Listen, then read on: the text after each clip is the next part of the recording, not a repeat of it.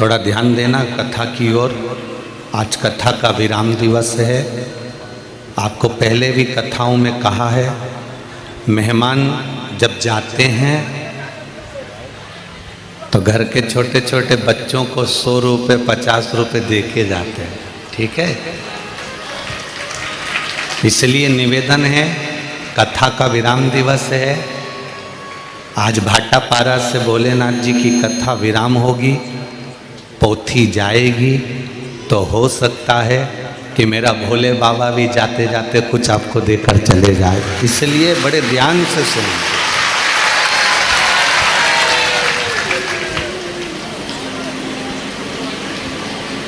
मेहमान जाते जाते कुछ देकर जाते हैं, तो मेरा शंकर भी आखिरी के दिन कुछ ना कुछ देकर जरूर जाता है।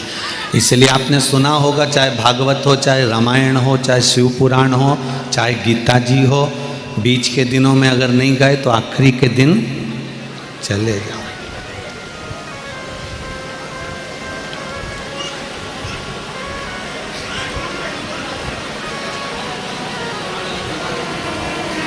डोकरा डोकरी मरते हैं ना, तो जितनी भी रिश्तेदार हैं ना, वो आखिरी में आ ही जाते हैं। उनको मालूम है, हम भी देखें क्या क्या छोड़कर गए। उनको ये मतलब नहीं है कि कौन मर गया है, कौन चले गया। उनको तो ये मतलब है कि वो क्या छोड़ा। अब पार्वती मैया कह रही है कि आप अपना कर्म करो, उस कर्म से पीछे मत हटो।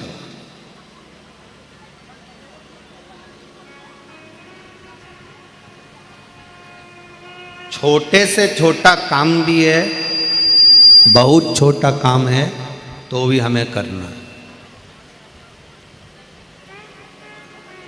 ये मंदिर में झाड़ू लगाना या पोछा लगाना या बर्तन साफ कर देना मंदिर के, या मंदिर को साफ कर देना, इससे हमें क्या सीखने को मिलता है कि हम बहुत बड़े नहीं हैं, हम बहुत छोटे हैं।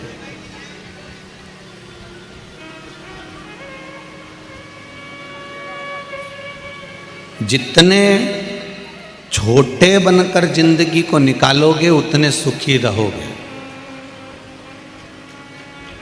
छोटा व्यक्ति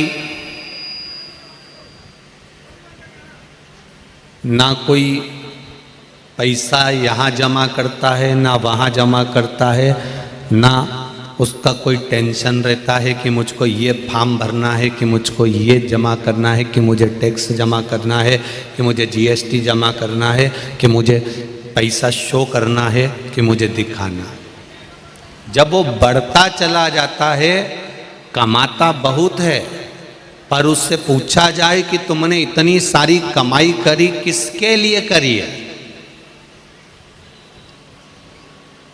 किसके लिए? जितना गरीब व्यक्ति मक्का की रोटी, ज्वार की रोटी, बाजरा की रोटी एक एक कटोरी घी डालकर, गुड़ मिलाकर, शक्कर मिलाकर, चूरमा बनाकर खा लेता है, पैसे वाला व्यक्ति एक कटोरी घी को 3 महीने छुआ छुआ कर खा पाता।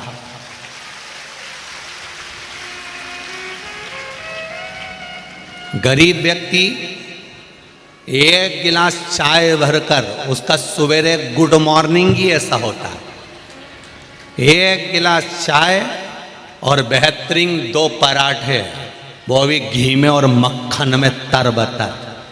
हरियाणा पंजाब के हों तो मक्खन ही मक्खन में तरबतर। गरीब व्यक्ति एक गिलास चाय भरकर, उसमें भी शक्कर जोरदार, कम शक्कर मक्कर नहीं होना चाहिए हो, और जोरदार बना के, और अदरक और इलायची और लौंग सब कूट कुटा के डाल के गिलास भर के चाय सवेरे की पिए, दोपहर की पिए, 4 बजे फिर पिए, मेहमान आ जाए तो और निपटा दे, और रात को भी सोते सोते और कोई का कह दे कि बच्ची है, पियोगे क्या, हो पी ले। और कहीं का पैसे वाले से कह दो, हम तो लेमन टी पिए, हम तो लेमन। क्यों? शुगर। अब उससे पूछो तू कमा किसके लिए रहा? ये शुगर हुई कैसे?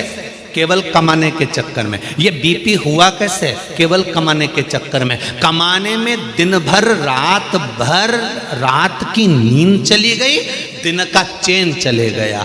कमाना कमाना कमाना कमाना जोड़ने में ना रोटी भा रही है, ना नींद आ रही है, ना प्रेम से खा सक रहा है, ना समय पर। समय है भोजन करने का 10 बजे 11 बजे, तो भोजन कर रहा 2 बजे। इतनी देर जो भूखा रहा है, गैप बना है, इससे शुगर गड़बड़ हो गई, इससे बीपी गड़बड़ हो गया। क्योंकि कमाने में इतना तत्पर हो गया कि तू अपने आप को भूल गया।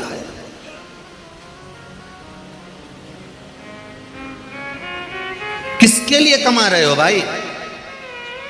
हम आपसे निवेदन करना चाहेंगे, अपनी कमाई का ज्यादा नहीं तो थोड़ा, तुम्हें दान नहीं करना, पुण्य नहीं करना, सत्कर्म नहीं करना। हम ये नहीं कहेंगे कि तुम दान कर दो। आप तो अपनी कमाई का आप 1 रुपया भी कहीं दान मत करो। आप तो अपने ऊपर खर्च तो करो, अच्छे से खाओ, अच्छी जिंदगी जियो, फुल एंजॉयमेंट के साथ। पर जब भी मिलेगा मुसद्दी लाल जैसा मिलेगा। प्रॉपर्टी पड़ी है, रेट नहीं बढ़ रहा, वो प्लाट पे किसी ने कब्जा कर लिया, केस लड़ रहा है, जबलपुर लगा, यहाँ लगा, वहाँ लगा, सारी दुनिया में रायपुर बिलासपुर हमारे केस चल रहा है। बहुत दिक्कत में जिंदगी चल रही है। और एक गरीब व्यक्ति खाया पिया वो जाए, अपनी जिंदगी अलमस्त रहेगा। और जैसे तुम मरोगे ऐसे ही वो मरेगा। तुम मरने के बाद डनलप के गद्दे पे नहीं जाओगे। जो बहुत करोड़पति है वो डनलप के गद्दे पे जाता है क्या? टीवी पे देखना, बहुत सारे अच्छे अच्छे हीरो हीरोइन भी मरे थे, कितने डनलप के गद्दे पे गए थे। सजा के अगर गाड़ी में ले भी गए, आखिरी में लकड़ी पर, चिता पर सब उतार कर सुला दिया। जन्म और मृत्यु एक जैसी होती है। जन्म के समय पर भी कुछ नहीं और मरने पर भी कुछ नहीं। तुम करोड़ों कमा लोगे तो भी डनलप के गद्दे पर नहीं जाओगे। 4 बांस कितने? 4 बांस और 40 कंडे तो कोई भी दे देगा, इससे ज्यादा नहीं लगते। वो तो अब लकड़ी लगने लगी, लकड़ी भी अब ज्यादा लगने लगी। पहले तो मुर्दे को अगर जलाते थे तो वो कंडे पर, गाय के गोबर के कंडे इतने बड़े बड़े लोग अपने दरवाजे पर रख देते थे। और मुर्दे को जब लेकर जाते थे तो पीछे से गाड़ी चलती थी, बैलगाड़ी, उस गाड़ी में दरवाजों पे से कंडे उठा उठा कर गाड़ी में रखते जाते थे। फिर अंतिम संस्कार के लिए जहां चिता लगती थी, कंडे पर उसको सुला दिया जाता। तो 4 बांस 40 कंडे तो कोई भी दे देगा।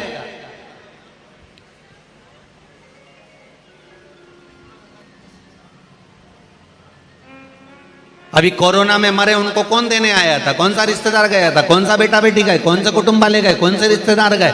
किसी को फोन लगा देते तो वो कह देता भैया मैं तो नहीं जाऊं। कौन गया देने? तो धन को मूल मत समझो। सुख की जिंदगी क्या है तुम्हारी? आनंद का जीवन क्या है तुम्हारा?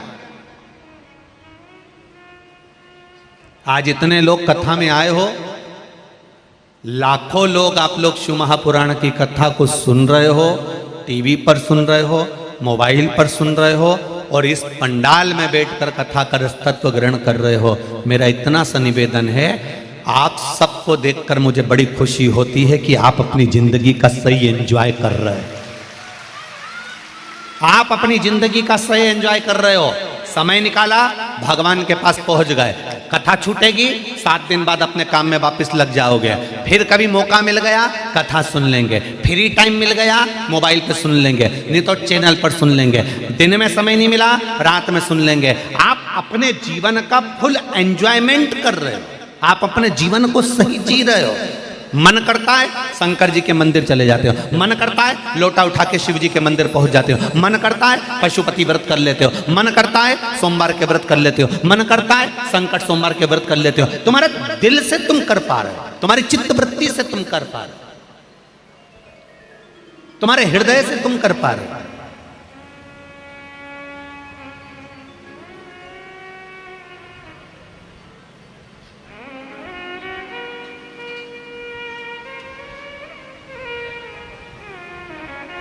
सीता जी से रावण ने पूछा था, 4 बार माता सीता से रावण ने पूछा, सीते, हे सीते, मेरी नगरी में कमी क्या है? सोने का राजमहल है, सोने के पर्णकोटे हैं, खाने के लिए तेरे लिए तू बोल किस चीज की कमी है, मैं सब लाके रख देता हूं तेरे आगे। बोल सीते, क्या चाहिए तुझको?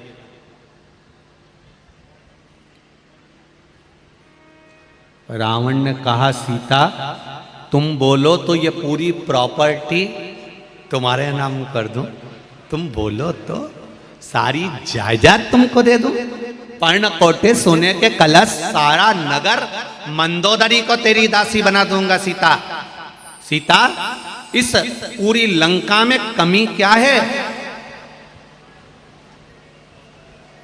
इस पूरी लंका में कमी क्या है? सीता जी कहती हैं, यहां एक कमी है। क्या? यहां मेरा राम नहीं है। इस पूरी लंका में एक कमी है, यहां मेरा राम नहीं है। शिव महापुराण की कथा कहती है, इस पूरी लंका में ये शरीर लंका से कम नहीं है, जैसे लंका जली थी ऐसे ये भी जलेगा।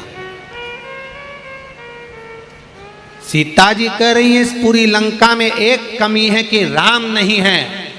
इस पूरे शरीर में अगर राम नहीं है, शिव नहीं है, कृष्ण नहीं है, तो ये लंका किसी काम की नहीं है, आग लग जाए तो। किस काम की ये लंका? इसका महत्व क्या है? ना राम नाम लीनो तूने भरी जवानी में, तू डूब के मर जा रे चुल्लू भर पानी में। कभी कभी सोचने में आता है, इतने से चुल्लू के पानी में इतना बड़ा मनुष्य डूब के मरेगा कैसे रे? है? इसको तो अच्छा बढ़िया तालाब चाहिए, तब जाके तो डूबेगा, या कुएं में पानी चाहिए तब डूबेगा।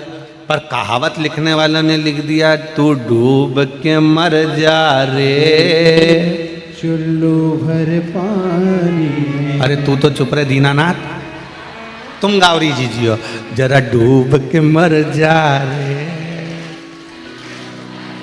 हाँ अब ठीक है। अब उसमें लिखा कि चुल्लू भर पानी में डूब के मर जा। इतना बड़ा मनुष्य चुल्लू भर पानी में कब डूब के मरेगा? तो कहा, जो भगवान का भजन नहीं करता, जो मनुष्य शरीर पाने के बाद भी भगवान की भक्ति नहीं करता, जो मनुष्य शरीर पाने के बाद भी भगवान के द्वार नहीं जाता, जो मनुष्य शरीर पाने के बाद भी राम और कृष्ण नाम नहीं गाता, जो मनुष्य शरीर पाने के बाद भी शंकर को एक लोटा जल नहीं चढ़ाता, जो मनुष्य दे पाने के बाद भी कभी सत्संग नहीं करता, मनुष्य मनुष्य नहीं होता, वो कीड़ा होता है। और कीड़ा चुल्लू भर पानी में डूब के मर सकता है।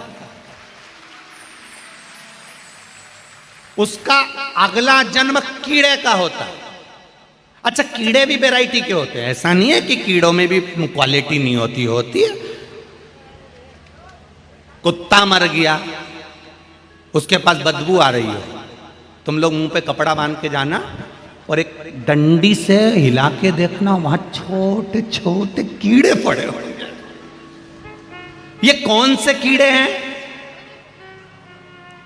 कौन से कीड़े हैं? जिन्होंने कभी भगवान का नाम नहीं लिया और 24 घंटे भगवान की निंदा में लगे रहे, तो मरे हुए कुत्ते के पास में जो कीड़ा पैदा होता है ये उस क्वालिटी का। अब एक चूहे के पास, तुम्हारे यहां कभी चूहा मरा हो?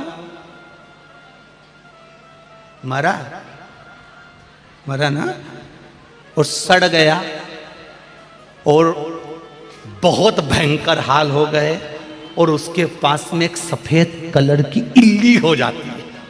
देखिए,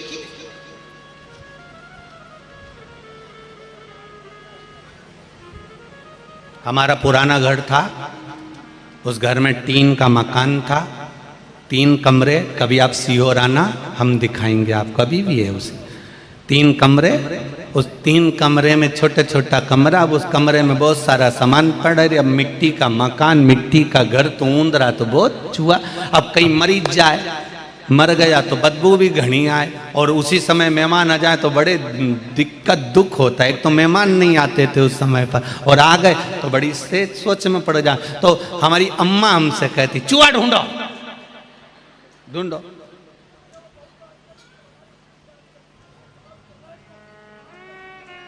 अब वो चूहा, वो के पास में छोटी छोटी सी इल्लियां जब पड़ जाए तो हम हमारी अम्मा से पूछते, अम्मा गजब का बदबू मार रहा, और इल्ली इतनी छोटी छोटी उसके पास कहां से आ गई, कहां से पहुंच गई? अम्मा बोली, बेटा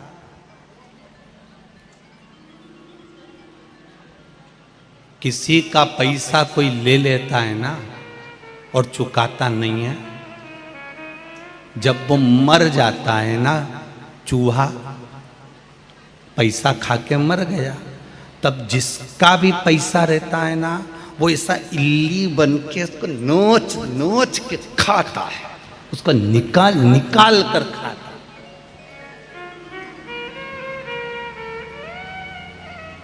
बड़ा समझना,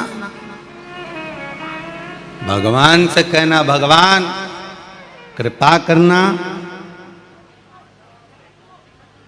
कोई हमारा खा गया चल जाएगा, पर भगवान ऐसी बुद्धि मत देना कि हम किसी का खाएं।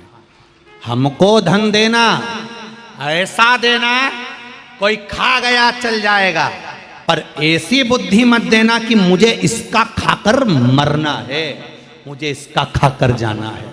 1 रुपया भी किसी का नहीं खाऊं, जब यहां से जाऊं अलमस्त होकर जाऊं। एक कथा थी है ना, एक चोर चोरी करने सेठ जी के यहाँ गया। सेठ जी के यहाँ गया तो सेठ जी ने देखा कि सेठ जी के यहाँ बहुत धन था। चोर ने सोचा इसके यहाँ का पूरा माल चुरा लेना, चाहे कुछ भी हो जाए। पर सेठ जी बड़ा ईमानदार था। सेठ जी हमेशा जिसको भी उधार देता था ना तो कह देता था, ये जन्म में दोगे कि अगले जन्म में दोगे। अब जो चतुर होता था वो कहता था हम इसी जन्म में देंगे। जिसकी खाने की नियत होती थी वो कह देता था हम, अरे बोलो तो अगले जन्म में देंगे। अब चोर ने सोचा पैसा तो लेना है, तो सेठ जी के पास गया। सेठ जी सेठ जी सेठ जी ने बोला, बोलो मेरी बेटी का ब्याह है सेठ जी, ले लो पैसा। कितना चाहिए? 20,000 रुपये। ले जाओ। ये जन्म में दोगे कि अगले जन्म में दोगे? उसने कह दिया अगले जन्म में देंगे। सेठ जी ने कहा लीजिए, 20,000 दे दिए। इसने तिजोरी देख ली, इसने देखा तिजोरी में बहुत माल है, रात को आऊंगा सब चुरा कर ले जाऊंगा। आया, जहां पर भैंस बनती थी उस भैंस के तबेले में जाकर छुप गया। सेठ जी को जाने का इंतजार करने लगा, ये जाएं और मैं धन चुराऊं। सेठ जी जाएं और मैं धन चुराऊं। रात बहुत हो गई, सेठ जी जाने लगे। इतनी देर में भैंस आपस में बात करने लगी। एक भैंस ने दूसरी भैंस से कहा, री जी तो कितने साल से दूध दे रही है यहाँ पे? उसने कहा 3 साल से। एक भैंस ने दूसरी से पूछा, तू कितने साल से दूध दे रही है? मुझे 9 साल हो गए दूध देते देते। एक ने पूछा, तू कितने साल से दे रही है? मेरे को दूध देते 12 साल हो गए। अच्छा, तो अपन सेठ जी के यहाँ दूध क्यों दे रहे हैं? तो भैंसों ने आपस में बात करते हुए कहा, ये सेठ बड़ा चतुर है, उधार देता है तो पूछता है ये जन्म में दोगे कि अगले जन्म में दोगे।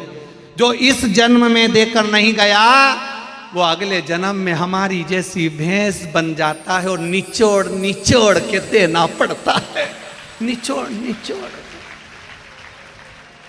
इसलिए हम भैंस बनकर दूध दे रही हैं।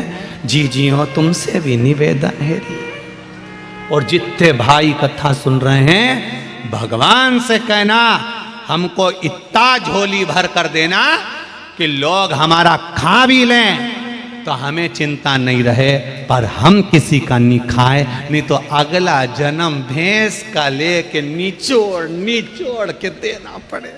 कई मतलब नीचे दिल दुखाकर किसी का 1 रुपया भी मत रखो, 1 रुपया भी।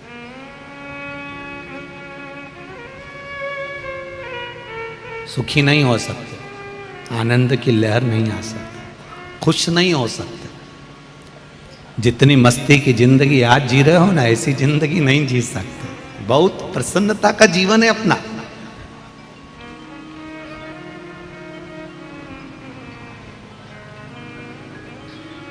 जो ज्यादा भाव खाता है वो बाद में बड़ा और पाव खाता है।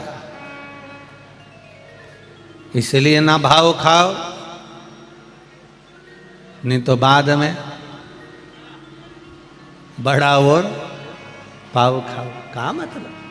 खुश जिंदगी जियो, अलमस्त होकर जीवन जियो।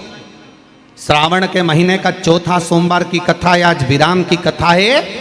इस कथा से जितने लोग आस्था चैनल पर, जितने लोग फेसबुक यूट्यूब पर सुन रहे हैं, जितने लोग इस भाटापारा की भूमि पर सुन रहे हैं, अपनी जिंदगी को मस्त जीने का प्रयास करो, एकदम अलमस्त। और लंका सुनी मत रखो राम के बिना, शरीर सुना मत रखो भगवान के बिना। इसको भगवत भजन में डुबाइए,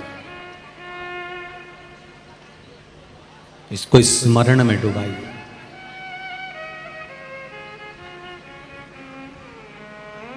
एक पत्र आया है, उस पत्र में इन्होंने लिखा है कि सर्वप्रथम अपनी कृतज्ञता उस नारी शक्ति के प्रति व्यक्त करता हूं जिन्होंने इस कथा को अपने हृदय में उतारा और अपने पति से कहकर यह कथा करवाई, उसको धन्यवाद। पत्र लिखा,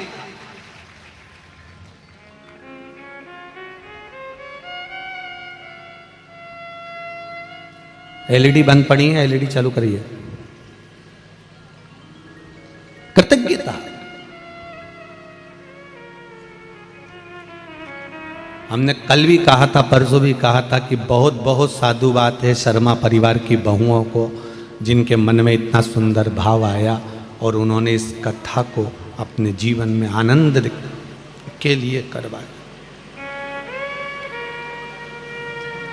आप भी भोलेनाथ जी से कहकर जाना, श्रावण का सोमवार है आज चौथा,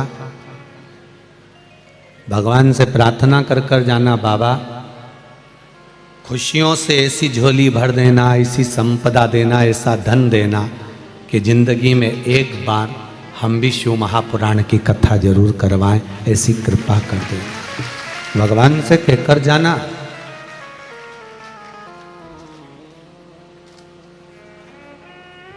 कई लोगों की ढेर फैक्ट्रियां होती हैं,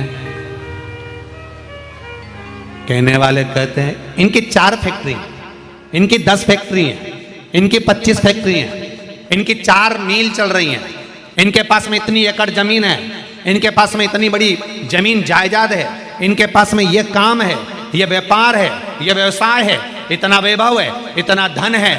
हम उनसे कहना चाहेंगे धन और वैभव तब सुंदर लगता है जब उस धन वैभव के साथ में भगवान का भजन होता रहे, कीर्तन होता रहे तो अच्छा लगता।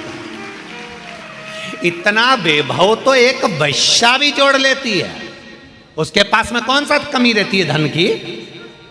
उसके पास में किस चीज की कमी है?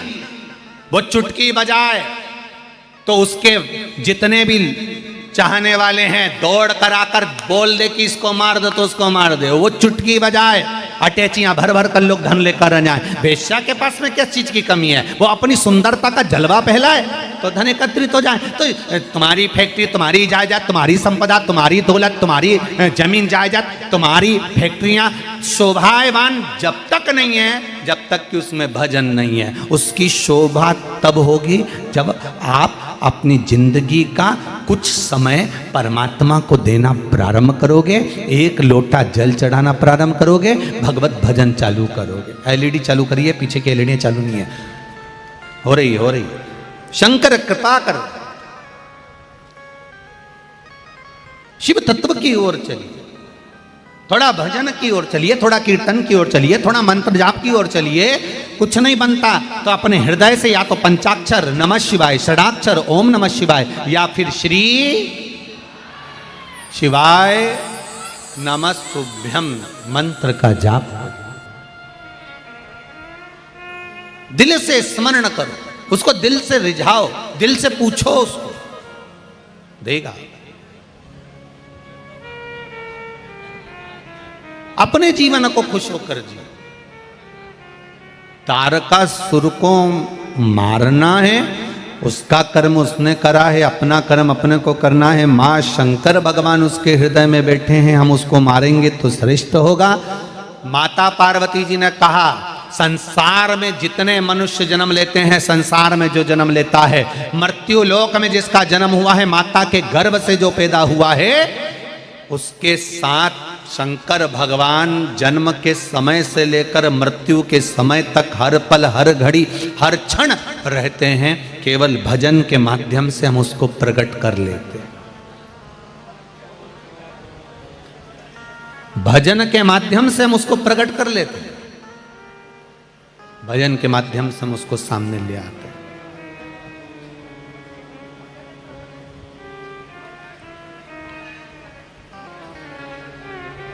देखो, चाय की पत्ती का डब्बा है तुम्हारे घर में, शक्कर का, शक्कर के डब्बे में कितनी बड़ी चम्मच डाल देते हैं लोग। आपके घर के डब्बे में डली है छोटी सी चम्मच, अब वो चम्मच अंदर घुस गई, चाय की पत्ती के डब्बे में अंदर चली गई। अब उस चम्मच को तुम्हें निकालना है तो तुम उसमें हाथ थोड़ी ना डालोगे, उस डब्बे को थोड़ा सा ऐसा ऐसा उछालोगे, चम्मच निकल के बाहर आ जाएगी। बाहर आई, तुमने निकाली पत्ती, डाल दी, चाय डाल दी, शक्कर डाल दी, चम्मच नीचे दब गई है, उसको निकालने के लिए डब्बे को थोड़ा सा उछालिए, अंदर हाथ डालने की जरूरत नहीं है, डब्बा उछलेगा, चम्मच बाहर आ जाएगी। शिव महापुराण की कथा भी वही कहती है कि परमात्मा हर संसार में जन्म लेने वाले व्यक्ति के अंदर मेरा भोलेनाथ, मेरा शंकर प्रवेश करा हुआ है, अंदर बैठा हुआ है, रामकृष्ण अंदर बैठा हुआ है, मेरा परमात्मा अंदर बैठा हुआ है। उस परमात्मा को अगर पाना है तो कहीं दिल से भजन में आनंद के साथ थोड़ा सा नाच लेते हैं तो परमात्मा निकल कर बाहर आ जाता है। थोड़ा उचके और बाहर, चम्मच बाहर, परमात्मा निकल कर बाहर आ जाता है कि सम्मुख आ गया, सामने प्रकट।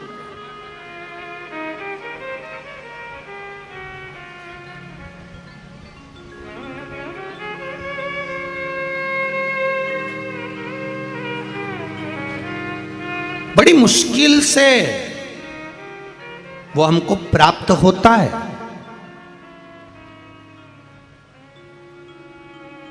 5 रुपए के 4 रिंग, 5 रुपए के 4 रिंग। पहले नवरात्रि में मेला लगता था, जब हम छोटे छोटे थे, तुम्हारे यहाँ भी लगता होगा नवरात्रि में। एक तखत लगता था, तखत पे साबुन, पाउडर का डब्बा, लिपस्टिक, चूड़ी, नहाने का साबुन, कपड़ा धोने का साबुन, पाउडर का डब्बा, इसे दूर दूर रख देते हैं और वो माइक पे चिल्लाता, 5 रुपए के 4 रिंग, 5 रुपए के 4 रिंग। वो हाथ में रिंग पहने रहता है लकड़ी के। 5 रुपए के 4 रिंग, 5। बोलो किस किस ने देखा है? देखा सबने? रख लो, फिर तो अपन एक ही वेराइटी के रख लो। 5 रुपए के 4 रिंग, 5 रुपए के 4 रिंग, और 5 रुपए के 4 रिंग अपन लेते हैं। और लेने के बाद फिर अपन धीरे से एक रिंग, जो रिंग जिस चीज में आ जाएगा वो चीज उसकी, और रिंग फेंकते, फेंका। किसी किसी का तो पेले में ही आ जाए रे पाउडर का डब्बा, और किसी किसी का तो तीसरा रिंग भी पूरा हो जाए तो नहीं आए, और किसी का चौथे में आ जाए, और किसी किसी का तो चारों निकल जाएं और रिंग में वो पाउडर आया ना, लिपस्टिक आई ना, साबुन आया। बस 5 रुपए के 4 रिंग, पंचम इंद्रियों के ये 4 रिंग हैं। बचपन, जवानी, अधेड़ी और बुढ़ापा, भगवान ने 4 रिंग दिए हैं। ये भगवान को भजन के माध्यम से, कीर्तन के माध्यम से, चाहे तो बचपन में भगवान को अपना बना ले, चाहे तो जवानी में अपना बना ले, चाहे तो अधेड़ी में बना ले, चाहे तो बुढ़ापे में। 4 रिंग में एक रिंग भी फंस गया तो तू भगवान का हो गया। साबुन तेरा, पाउडर का डब्बा तेरा, लिपस्टिक तेरी, चूड़ी तेरी, बस एक रिंग फंसना चाहिए और 5 रुपए वसूल हो जाएंगे। बचपन में फंसा लो, रिंग फेंको बचपन में, जैसे प्रहलाद, ध्रुव, कर्मा, नामदेव, रामकृष्ण परमहंस, चैतन्य महाप्रभु, श्रीमद् वल्लभाचार्य जी बचपन में रिंग फेंके, भगवान फंस गया। नहीं बने तो जवानी में, तुकाराम, नरसिंह मेहता जवानी में रिंग फेंको, तब भी नहीं आया। अधेड़ी में मुक्ताबाई, कर्माबाई, तब भी नहीं आया। बुढ़ापे में फिर फेंका। साबुन पर रिंग पड़ गया, साबुन अपना हो गया। बचपन, जवानी, अधेड़ी और बुढ़ापा के 4 रिंग है, डालो। भगवान अगर तुम्हारा हो गया तो 5 रुपए वसूल हो गए। अगर भगवान तुम्हारा हो गया तो ये मनुष्य की देह वसूल हो गई, नहीं तो ये 5 रुपए गए।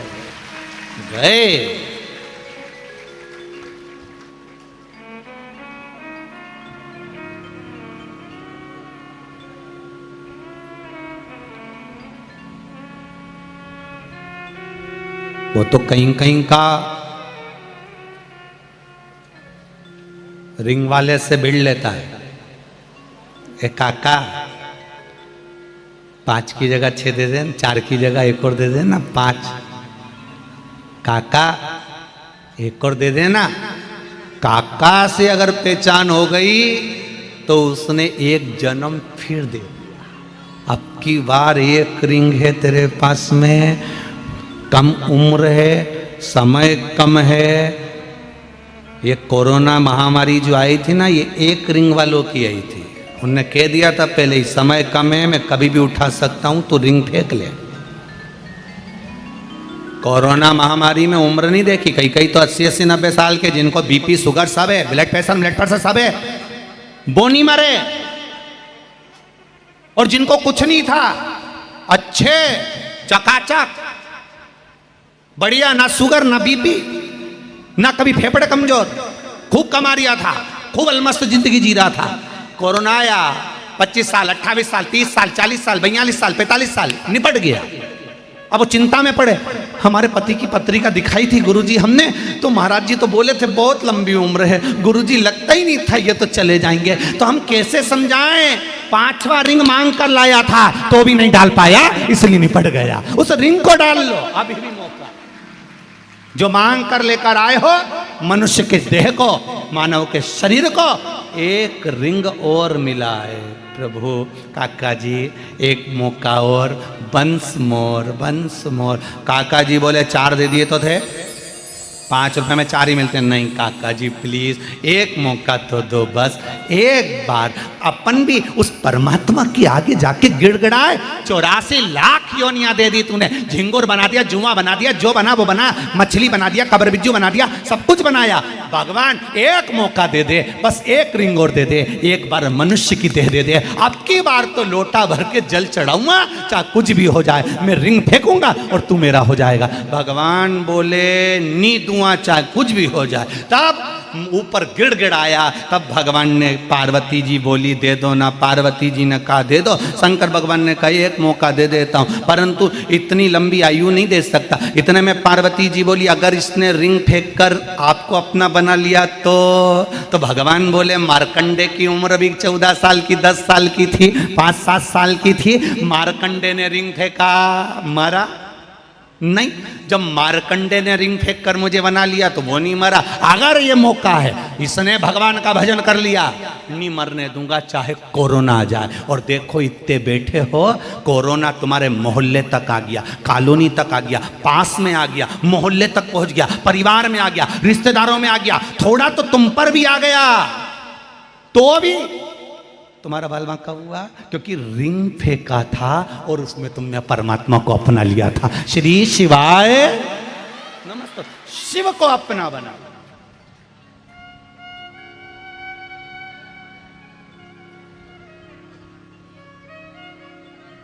वो कहे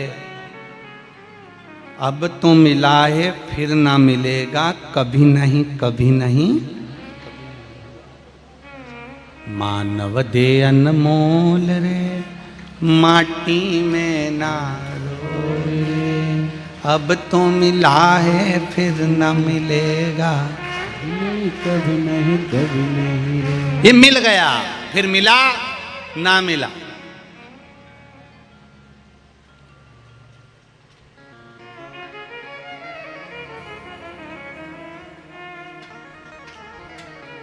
बड़ी मुश्किल से मिलता है। भाटापारा वालों के भाग्य में था, रिंग फेंका, मिल गई। शिव महापुराण की कथा। अब यही 15 अगस्त से परली बैजनाथ में चालू हो जाएगी, 21 तारीख तक वहां चलेगी। 1 बजे से 4 बजे तक आए। जितने लोग आ सकते हैं आए, कथा का रसतत्व सुने। जितने आस्था चैनल पर सुनना हो, जितने फेसबुक पर सुनना हो, यूट्यूब पर सुनना, उस पर सुन। वहां पूरी होगी 21 तारीख को। 23 तारीख को हिंगोली में प्रारंभ हो जाएगी, महाराष्ट्र में। वो दे रहा है, उसको ग्रहण कर।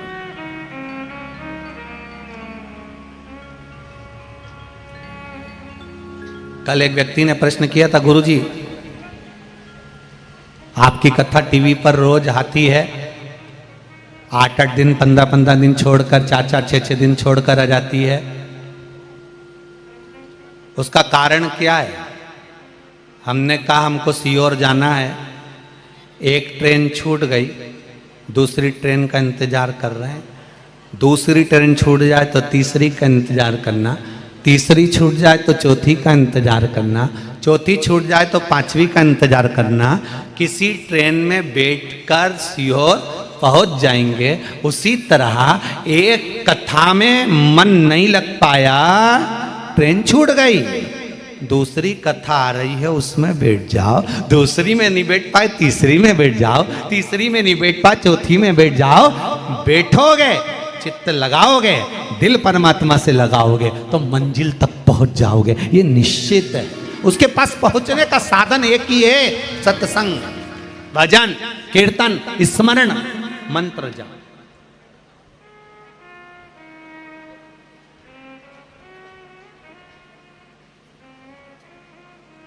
उसकी प्राप्ति का केंद्र बिंदु वही है। बस उसको प्राप्त करने का साधन शिव तत्व ही है, शंकर।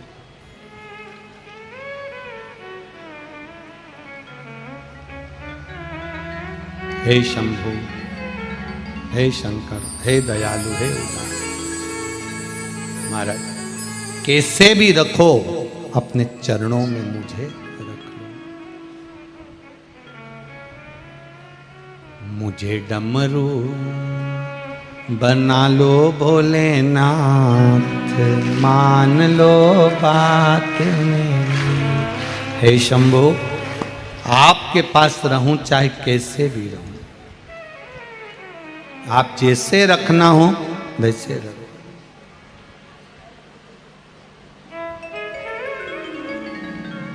आपकी मर्जी पड़े वैसे रखो, बस अपने पास। मान लो बात मेरी, मान लो बात मेरी, मान लो बात मेरी, मान लो बात मेरी। मुझे डमरू बना लो भोलेनाथ, मान लो बात मेरी। मुझे डमरू बना लो भोलेनाथ, मान लो बात मेरी। मुझे डमरू बना लो भोलेनाथ, मान लो बात मेरी। मुझे डमरू बना लो भोलेनाथ, मान लो बात मेरी। मान लो बात मेरी, मान लो बात मेरी। मान लो बात मेरी, मान लो बात मेरी। मान लो बात मेरी, मान लो बात मेरी। मान लो बात मेरी।